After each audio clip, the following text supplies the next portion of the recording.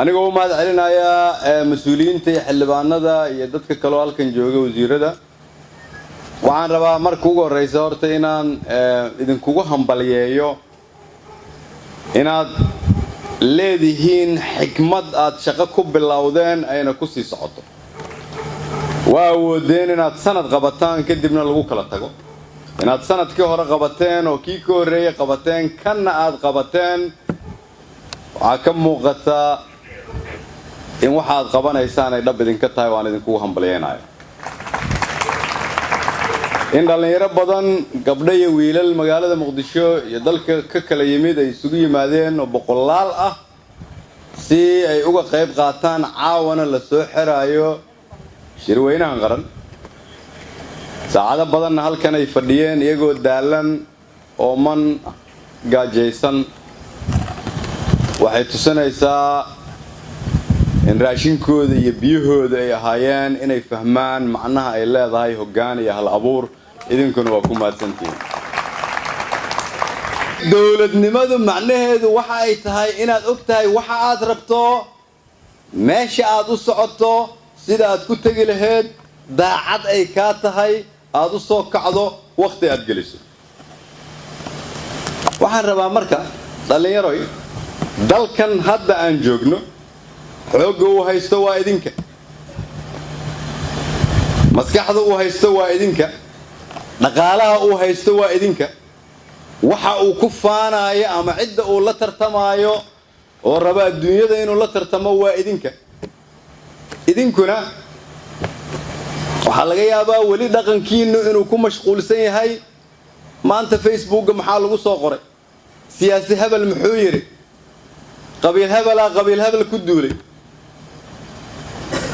qarnigii 21aad ayaa lagu jiraa qarnigii waxa lagu jiraa aadan noolaan karin haddii aadan aqoon lahayn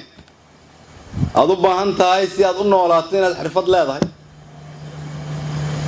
si aqoonta dadka Soomaaliyeed loo dhiso aan ula tartanno bulshada adduunka waa inaan leenahay iskuulo iyo jaamacado soo saara dad Soomaaliyeed oo aan ahayn iskuulo iyo jaamacado laga soo baxo laakiin kuwa ka soo baxa ay la cilmiyiin ama ka cilmi badan yihiin kuwa Kenya ama Jarmalka ama Faransiiska ka soo baxa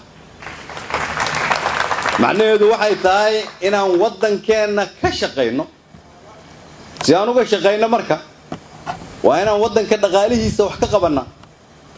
oo musuqmaasuqa la dagaalnaa oo kobcinaa dhaqaalaha oo adduunyada ilaheeda dhaqaaluhu ay dib noo aaminaan si dibna la kugu aamino waa inaan xanuun marnaa xanuunka cidda maraysa oo adkaysanaysa waa cidda rabta inay mustaqbal yeelato cidda mustaqbalka lehna waa idinka waa idin mahad celinayaa inaad aaminteen inaad dalkiina leedihiin waa idinku dhaliilayaa weli inaanay muuqan shaqo dhab ah oo iga dhaadhicisa inaad aqbasheen inaad qabsatiin hoggaanka dalkiina weli waxaad u dhaqmaysaan qof gurigooda jooga oo marti ka ah weli waxaad u dhaqmaysaan inaad xaaladda mustaqbalka dhexdhexaad ka tihiin haddii aad u dhaqmayso inaad mustaqbalka dalka iyo dadka Soomaaliyeed iyo carruurtaada dhexdhexaad ka tahay macnaheedu waxay tahay weli baadan fahmin wixii aan ka hadalnay sanadkii hore marka haddaad rabtaan sanadka dambe haddii Ilaahay yiraahdo inaad isoo casuumtaan waa inaad igu soo casuumtaan wax ka weyn ra'iisul wasaare oo sanadkii hore hadalkaada waa maqalnay inaan anagu milkiilayaasha nahay caddeyn baan rabaa inaad tustaan sanadka soo socda haddii ay sidaas tahay marka waxaa muhiim ah inaan isla garanno waxyaabo yaryar oo kala duwan kow haddii aan rabno inaan wax ka bedelno dalka xaaladda uu ku sugan yahay waxaan u baahannahay inaan wax ka bedelno xaaladda ay dadku ku sugan yihiin soo islama garan intaas si xaaladda dadku ay ku sugan yihiin aan wax uga bedelno waa inaan isla fahamnaa xaaladda dadku ay ku sugan yihiin sida ay tahay سيان سولا فهمنو وأنا فهمنا أما أنك فكرنا سببتا كنتي دتكو إني جلان حالة دا يكسو جيهين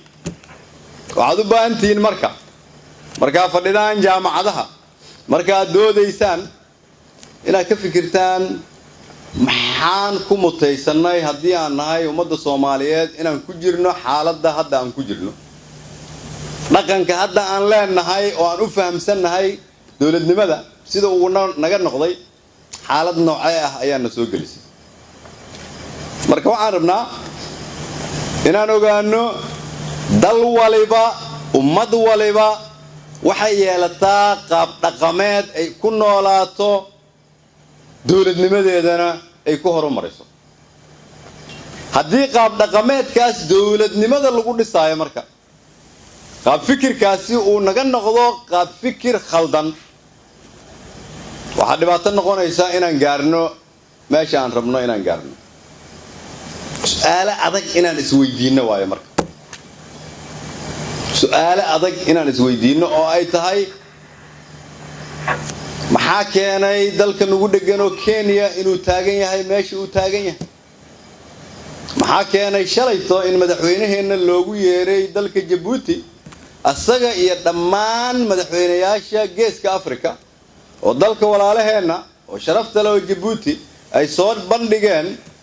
إن أي billions of dollars أي جليين وحلا هذا free zone ويربين إن يتصان مدحوين ياش أفريقيا وبول كجام وجوري مدحوين إنه كجري مدحوين السودان وكجري وزارة إثيوبيا وكجري محاكيني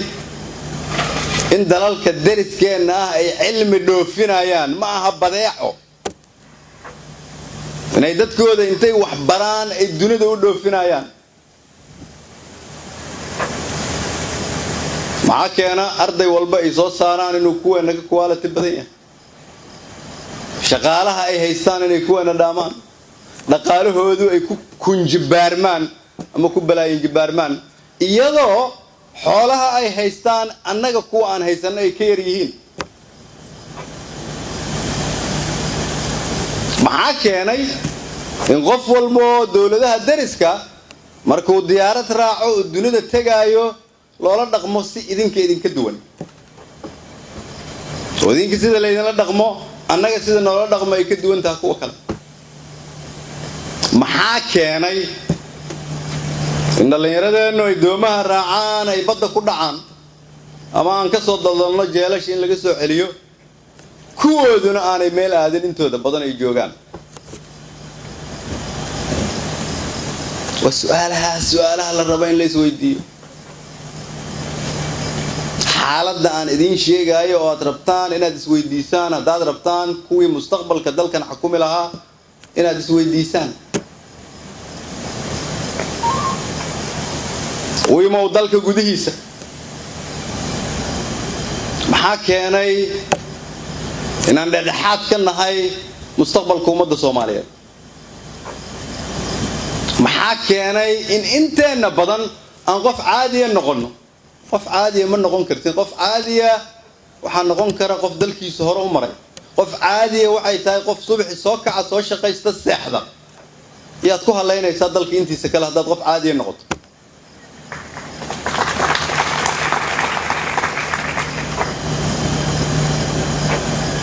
محاكيني إن أقبلنا إن فيرسنا إن عرورتنا مهويين كنا مع بهن جدت كمرك اللي قول لايو كلية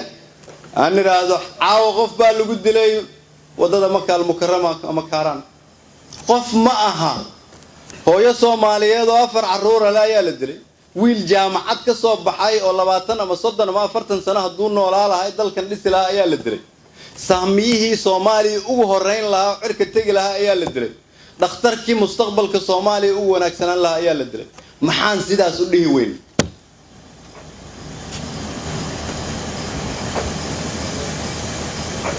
معانو أقبلنا مركان وجدنا دولة نمدنا والطريق الصحة هتكسر عطو غير إني كل حنيسو معانو أقبلنا إذن كنا تهين قلاد الله استعمال لها إني اللي حسو intaad ahaan lahaydeen milkiilayaashii qaranka maalinba waxaa la idin keenaa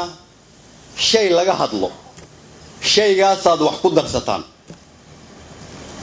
waxaad qayb ka noqoteen dhaqanka fadhi ku dirirka oo aan ahayn dhaqanka shaqeeya waxaad qayb ka tihiin dhaqankii la soo dhaafay oo la rabo in la bedelo dawladnimadu waxay tahay waxaanaad soo bandhigteen inaad ka dhabaysaan dawladnimadu waxay tahay su'aalaha aad adagoon isweydiinayno inaad ka jawaabtaan dawladnimadu waxay tahay gudoomiye ku-xigeenku sida uu sheegay waxaan la dhisay idinkaa la idiin dhisay aniga iyo isaga iyo Khadiijo waan ka soconnaa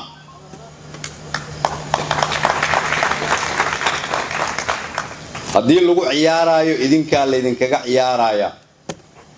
hadday hagaagaan idinkay idiin hagaagayaan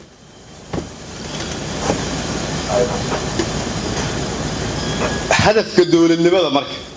haddii aad ka shaqaynaysaan waa la idin tilmaamaya waa fududyahay kow waxay tahay in cidda milkiilayaasha dalka ka ah codkooda taladooda ay noqoto mid lagu khasban yahay in la dhageysto si loo dhageysto waa in milkiilayaashu ay fahmaan marka hore inay milkiilayaal yihiin markay fahmaan kadibna sida ay lahaanshaha uga dhabayn lahaayeen inay fahmaan macnaheedu waxay tahay waa inaad u abaabulan tihiin si qarannimo ah waa inaad u abaabulan tihiin si mustaqbalka ku salaysan waa inaad u abaabulan tihiin si aad madaxweyne farmaajo u dhihi kartaan dariiqa dalka aad ku hogaaminayso waa khalada bidix u leexi waa inaad abaabulan tihiin qaab aad wasiirada dawladda ku jira aad ula xisaabtami kartaan si halkaas la soo gaaro marka waxaan idinku caawinaynaa inaan waddankan u bedelno in qabiilka looga guuro asxaab siyaasadeed in xisbiye la sameeyo in sharci doorasho la sameeyo oo codka idinku aad dhiibataan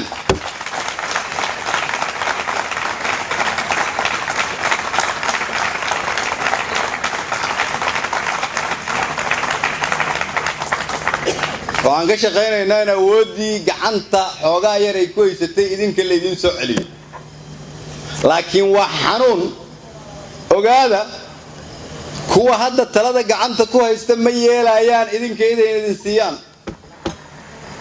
miyaa u malaynaysaan in macna daro la idinkugu keenayo maya waa inaad hurdada ka kacdaan oo aad dawladnimo isu abaabushaan muxuu idinkaga dhintay allah u naxariistee wiilka dhalinyarada ee degmada Wardhigley u qiiminayay dadka masaakiinta Afrika haddii aadan qiimeynaynin noloshiina maxaa dhalinyaro ka tihiin haddii wiilasha dhalinyarada Soomaaliyeed oo maalinba la dilaayo iyagoo dawladnimo u adeegaya aad ka soo qaadaan qof dhintay aadan u la xisaabtamaynin haliyay idinka baxay